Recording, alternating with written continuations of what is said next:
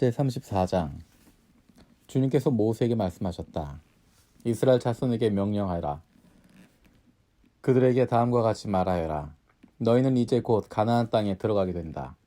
이 땅은 너희가 유산으로 받을 땅인데 다음과 같이 사방 경계를 정한 가나안 땅 전체를 일컫는다.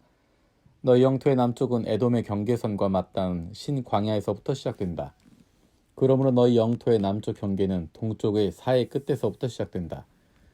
너희의 경계선은 아그라빔 비탈 남쪽을 돌아 신을 지나 가데스바네아 남쪽 끝까지 갔다가 또 하살 아달로 빠져 아스몬까지 이른다.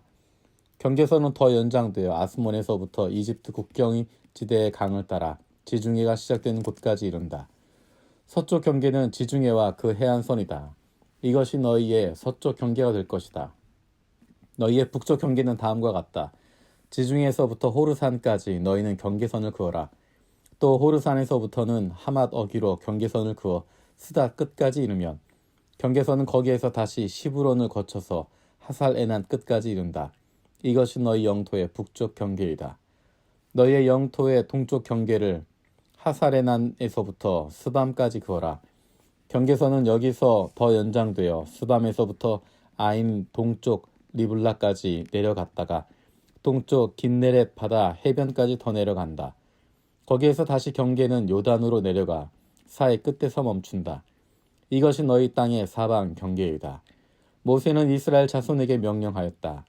당신들 9지파와 반쪽 지파는 주님께서 당신들에게 주도록 명하신 이 땅을 제비 뽑아 나누어 가지십시오.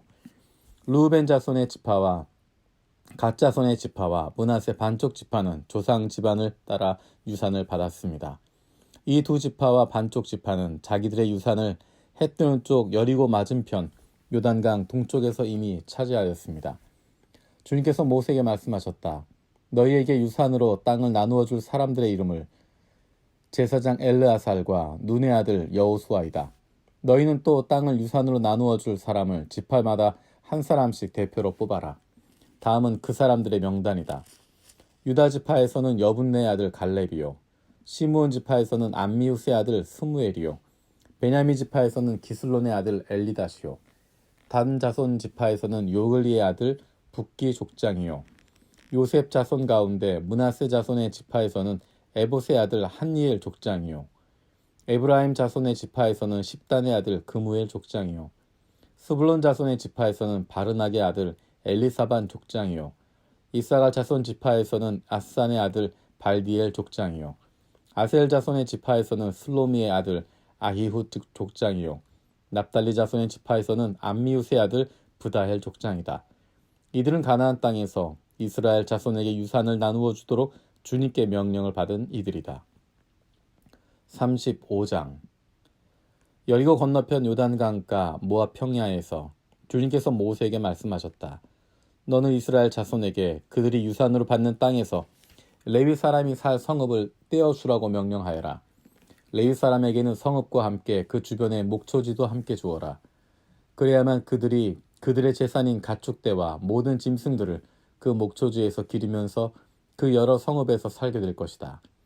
너희가 레위 사람에게 줄 성읍 둘레의 목초지의 범위는 각 성에 다같이 성벽 둘레로부터 2000자까지의 지역이어야 한다.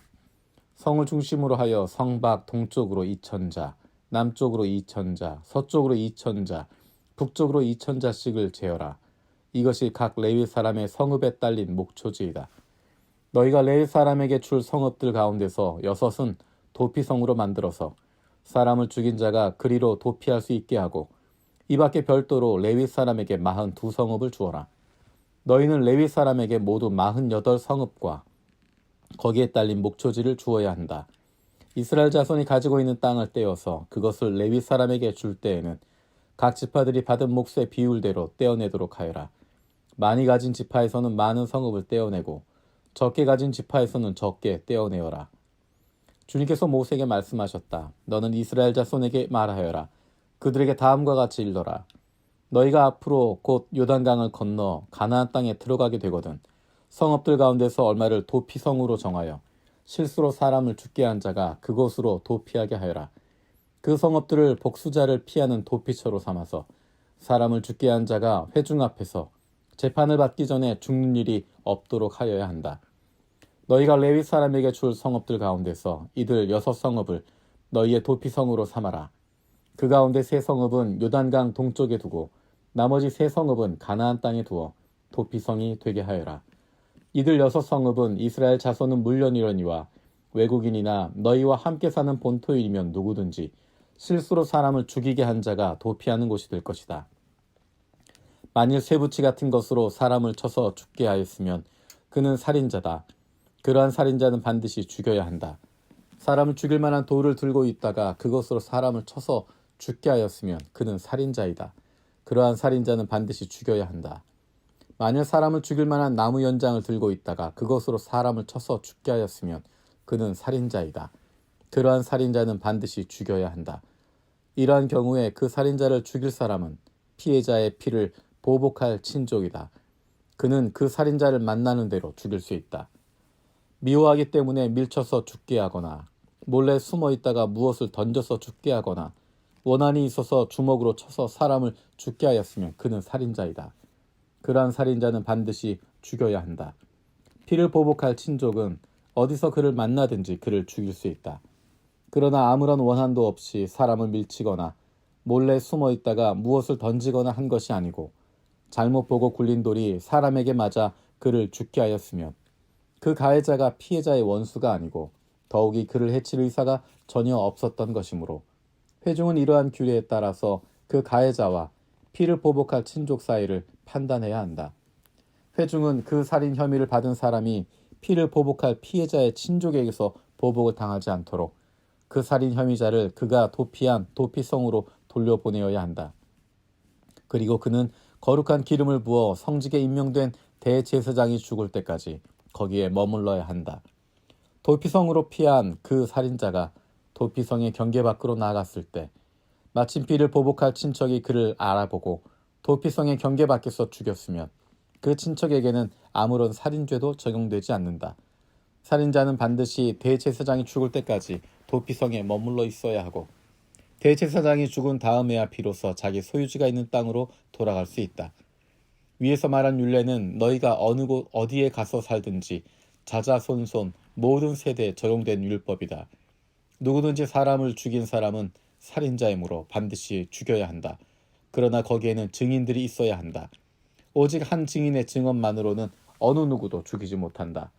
살인죄를 지었을 때에는 살인범에게서 속전을 받고 목숨을 살려주어서는 안 된다. 그는 반드시 죽여야 한다. 대제사장이 죽기 전에는 도피성으로 피한 사람에게 속전을 받고 그를 제 땅으로 돌려보내어 살게 해서는 안 된다. 너희가 사는 땅을 더럽히지 말아라. 피가 땅에 떨어지면 땅이 더러워진다. 피가 떨어진 땅은 피를 흘리게 한 그 살해자의 피가 아니고서는 깨끗하게 되지 않는다. 너희가 사는 땅, 곧 내가 머물러 있는 이 땅을 더럽히지 말아라. 나 주가 이스라엘 자손과 더불어 함께 머물고 있다. 36장 요셉 자손 가문 가운데 므낫세의 손자이자 마길의 아들인 길르앗 자손 가문이 있는데 바로 길르앗 자손에 속한 각 가문의 우두머리들이 나서서 모세와 이스라엘 자손의 지도자들인 각 가문의 우두머리 앞에 나와서 이렇게 말하였다.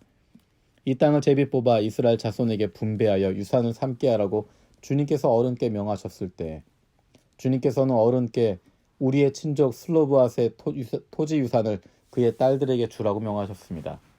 그러나 그 딸들이 이스라엘 자손의 다른 지파 남자들과 결혼할 때에는 그 딸들이 받은 유산은 우리 조상 대대로 물려온 유산에서 떨어져 나가 그 딸들이 시집간 그 지파의 유산이 될 것입니다. 그렇게 된다면 우리 지파의 몫으로 분배된 유산의 일부를 우리는 잃고 맙니다.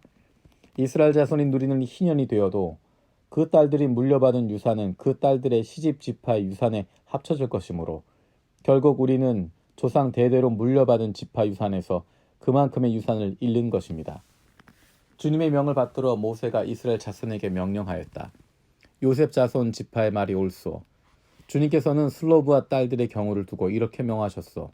그 딸들은 자기들의 마음에 드는 남자가 있으면 누구하고든 결혼할 수는 있소. 그러나 그들이 속한 조상 지파의 가족에게만 시집갈 수 있소. 이스라엘 자손의 지파 유산이 이 지파에서 저 지파로 옮겨지는 일이 없어야 이스라엘 자손이 제각기 자기 조상으로부터 물려받은 지파의 유산을 그대로 간직할 수 있을 것이요.